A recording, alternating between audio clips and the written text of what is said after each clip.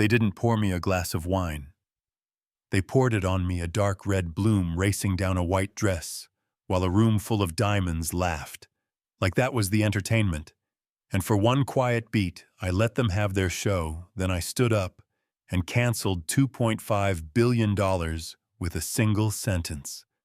Tell me, have you ever felt an entire room decide you don't belong before you even say your name?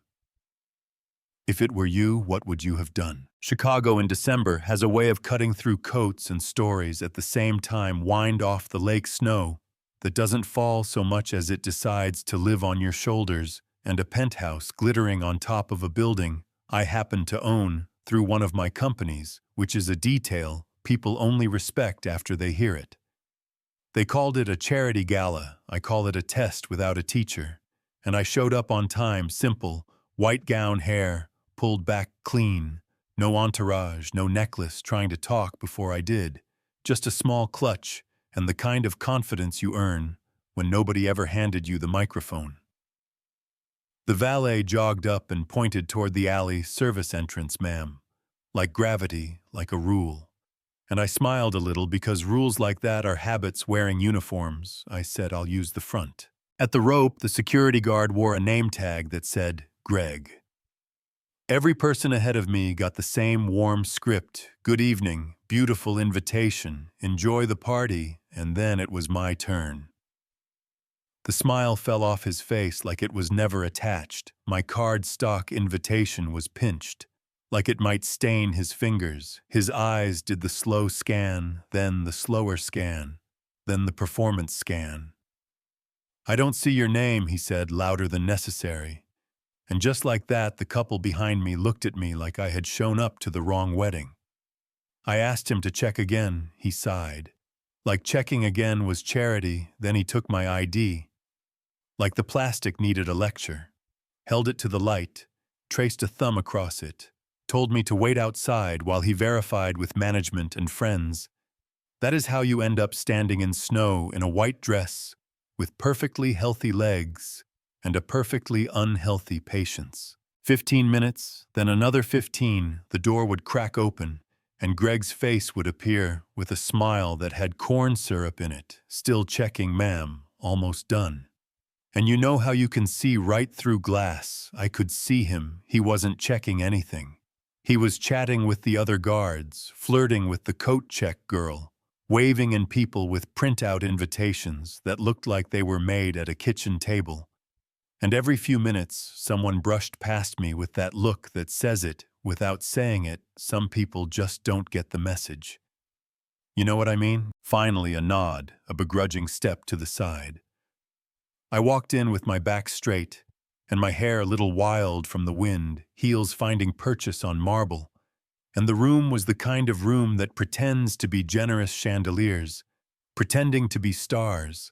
A wall of glass staring down at the lake like it owned the water, and 100 faces trained to decide your value in 1 second flat. That's where Eleanor saw me, silver hair set like a helmet. Diamonds flashing like ice chips, voice sharpened to a point. Oh my God. How did the cleaning lady get past security? And the sound of those words hit the room like a dropped champagne flute. Everything broke at once. Harrison, her husband, turned with that easy confidence of a man who has never been told no in public. This is a private event, he announced, as if the marble needed the reminder.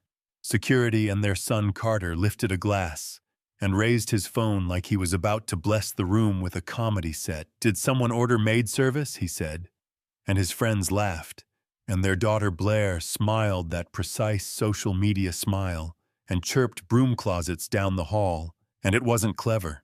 It wasn't even creative. It was just the sound of a staircase they were sure I would stand under. I asked the bartender for water. His eyes flicked to Eleanor as if hydration requires permission, and she shook her head with the dramatic energy of a theater kid. Drinks for the help, she called out loud enough to reach the far corner. And when I looked for a chair to catch my breath after 90 minutes in the cold, she slid in front of the seat like a gate with pearls. Those are for our guests. If you were me, if it were your grandmother's voice in your head telling you to carry yourself, would you push back? Would you laugh? Would you leave? I'm curious. Here's what I did. Instead, I watched because cruelty loves an audience, and it loves itself more, and I wanted to see if anyone in that room, anyone at all, would step toward decency without a cue. No one moved. So Blair did. She floated across the floor with a glass of Bordeaux. Her face soft, her voice low. You must be thirsty. I'm so sorry about the confusion. Let me get you something to drink. And maybe because I believe people can choose better when presented with an exit, maybe because I wanted to give her that chance, I reached out for the stem. And that's when she slid her silk shoe just enough to catch my ankle. The glass flipped, red, raced across white like a map of someone else's country, and I went down hard on marble while the room whooped like they'd just scored courtside seats. Wait, I stood up. That's the part they weren't prepared for, the standing up slow and deliberate. Not a scramble, not a flinch. I straightened the dress that wouldn't be straight again, pressed my phone into my palm, and in that quiet, when the laughter got loud enough to hear that it had no music in it, my phone rang. Legal. David Chen, voice crisp, contracts finalized. Do you want me to release for signature and announcement? And I didn't raise my voice. I didn't look for a stage. I didn't make a speech. I said, cancel everything. He breathed in like the room had just changed. Temperature, all of it. He asked all of it. The laugh line died on Carter's tongue, and what moved across that ballroom wasn't air. It was understanding, looking for a place to land. Harrison pushed through the crowd with a smile that didn't know where to sit anymore. Sorry, what did you say your name was? And I ended the call, reached into the clutch, pulled out a card cut from black metal with platinum letters, handed it to him like I hand it to heads of state and janitors and anyone who treats my time like it matters. Alani Washington, I said. Founder and CEO, Apex Stratos. And his glass slipped, exploded against the marble like a gunshot in a museum. Everyone turned. Eleanor snatched the card from his fingers and read my name out loud. Then, under her breath, then without sound at all, color, leaving her face like someone turned a faucet. Blair paused mid-selfie. Carter lowered his phone and the word billionaire hopped from person to person like a rumor that arrived with documents. Yes, that was the twist you felt coming. And yes, stick around, because what happened next will blow your mind. Before I tell you how the rest of the night went, let me tell you why I didn't shout, why I didn't throw a drink back, why I chose steel over steam. I was raised by a woman named Rose who scrubbed floors in houses like that one, and taught me that dignity is a muscle. You use it and it grows. You ignore it and it atrophies. She kept a shoebox under her bed with bills counted by hand and prayers counted by breath.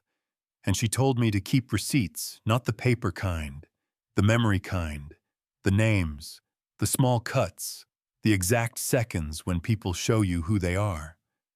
I keep them, I use them, and I try to cash them in for something better than revenge. Back in the ballroom, I tapped another number and set my phone on speaker. Patricia picked up my head of operations, one of those women who could land a plane with a spreadsheet, execute the Vancroft cancellation protocols. I said, merger, leasebacks, technology, partnerships, supply chain, agreements, call lines of credit, freeze. What needs freezing, effective immediately? And then I turned to the room, not like a judge, not like a star, just like a person who came to sign a deal and found a mirror instead. And I said the one sentence that mattered more than my bio. You knew I was a human being, and that should have been enough. Do you think that's fair? Is that a rule we can live by? Or does respect need to see a bank balance? First, tell me in the comments. I'm asking honestly. The elevator chimed, and my legal team arrived, the way a good team does, quiet, ready with binders and notices, and a structure built for moments. When people pretend consequences are theoretical, the lead counsel put a stack of documents on a glass table and read out what was ending: merger terminated, leases, severed partnerships, dissolved credit lines called assets, temporarily frozen pending review, and we weren't loud, we were thorough. Around us, the crowd performed a math problem in real time. Who was on which side of which contract? Who depended on which revenue stream? Who had smiled at which cruelty? And now was remembering their LinkedIn. Phones started buzzing like a hive in panic. Hashtags spun themselves out of thin air. Not because I asked them to, because the people who filmed my fall suddenly realized they had recorded their own reflection, and the internet does not offer exchange or refund. A hedge fund guy went pale enough to match the tablecloth. A donor who had laughed loudest found the exit like it owed her safety. And through it all, I could hear Carter breathing, like he'd just remembered that eyes can look back at you. He stumbled forward and tried to plant his finger in my space. "This is reverse racism," he said, slow and loud, like the words needed a runway. "We're going to sue you for everything." And I said, "This isn't racism, Carter. This is accountability. Learn the difference." And in that moment, even his friends looked at their shoes, because shame has a heat you can feel. Eleanor started in on the only argument people like her ever really make. You can't destroy a century of work over one bad night. And I shook my head, because one bad night is never one night. It is 1,000 small permissions. It is culture. It is policy. It is a child learning what a laugh costs. It is a bartender trained to wait for a signal before offering water. It is a guard named Greg who thinks delay is a service he can sell you. And if it were you, would you sign the check and hope you could change that from the inside? Or would you do what I did and redirect the river? I want to know. Speaking of redirect, I called Patricia back and gave her the part that made this more than a cancellation. Take the $2.5 billion we were about to invest and seed the Grandma Rose Fund.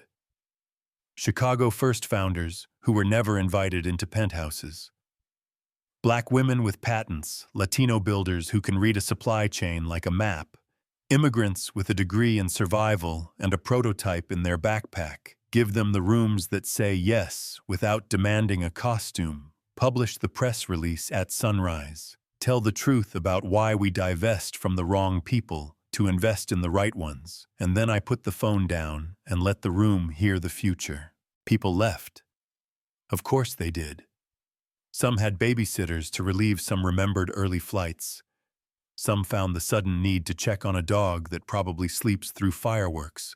And I watched them go without anger, because anger is a fuel, not a strategy, and my strategy was already moving through wires and signatures and bank rails that made it impossible to pretend the night was a rumor. Do you want the epilogue? The where are they now real, that tastes like schadenfreude? If you chew too fast, fine, but listen to the point tucked inside it. Harrison filed for personal bankruptcy a year and a half later and ended up working maintenance at a suburban complex where the heat needs attention. If you want kids to stop coughing in January, it's not a punishment. It's a reminder that there's dignity in fixing what people touch every day.